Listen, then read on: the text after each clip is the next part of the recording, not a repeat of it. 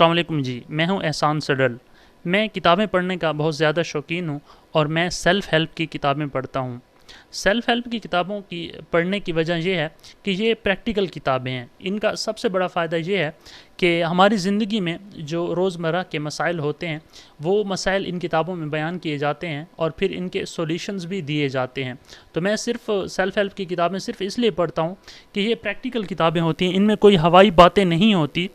ہماری زندگی میں جو کچھ بھی ہو رہا ہوتا ہے، جس قسم کے مسائل ہوتے ہیں وہ ان کتابوں میں بیان کیے ہوتے ہیں اور پھر ان کے حل بھی بتائے گئے ہوتے ہیں۔ یعنی آپ کوئی چیز ان کتابوں میں پڑھتے ہیں اور پھر پریکٹیکل لائف میں جا کر آپ اس کو استعمال کرتے ہیں تو آپ کو فوراً ریزلٹس ملتے ہیں۔ لہٰذا آپ بھی اگر کتابیں پڑھتے ہیں، آپ بھی کتابوں کے اگر شوقین ہیں، تو میری آپ لوگوں سے گزارش ہے کہ آپ کم از کم یہ 4 سیلف ہیلپ کی کتابیں ضرور پڑھیں۔ یہ 4 کتابیں میری فیوریٹ کتابوں میں سے ہیں اور ان 4 کتابوں نے میری زندگی میں بہت ہی مثبت اثر ڈالا ہے۔ ان کتابوں میں جو سب سے پہلی کتاب ہے وہ ہے دی 7 habits of highly effective ten agers. یہ کتاب لکھی ہے شان کوے نے۔ اس کتاب کی کروڑوں کاپیاں بک چکی ہیں اور یہ بہت ہی ایک مؤثر کتاب ہے، اور خاص طور پر میں ریکمینڈ کروں گا کہ جو ہمارے اسٹوڈنٹس ہیں، جو ہمارے ینگسٹرز ہیں، ان کو یہ کتاب ضرور پڑھنی چاہیے۔ اس کتاب میں 7 عادتیں بتائی گئی ہیں اور مصنف کا کہنا ہے کہ اگر آپ لوگ جو ہے نا ایک مؤثر انسان بننا چاہتے ہیں تو آپ یہ 7 عادتیں اختیار کر لیں۔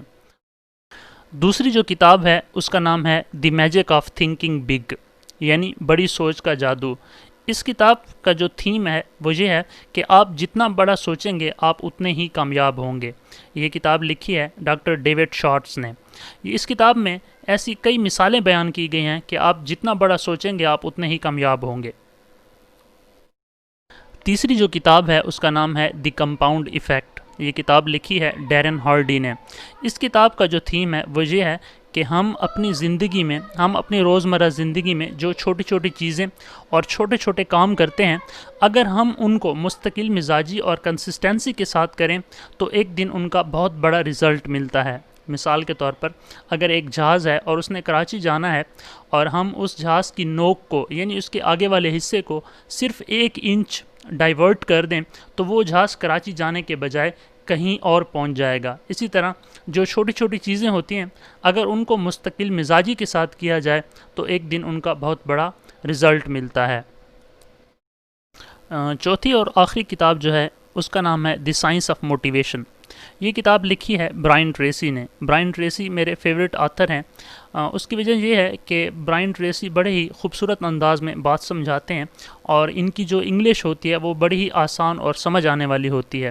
اس کتاب میں برائن ٹریسی نے موٹیویشن کے بارے میں بڑی ہی ڈیٹیل سے بات کی ہے اور بڑے ہی مزیدار گفتگو کی ہے۔ یہ 2 بندوں کے درمیان ایک مکالمہ ہے جس کو کتاب کی شکل دی گئی ہے، اور یہ کتاب بھی آپ ضرور پڑھیں، اس سے بہت زیادہ آپ کو فائدہ ہوگا۔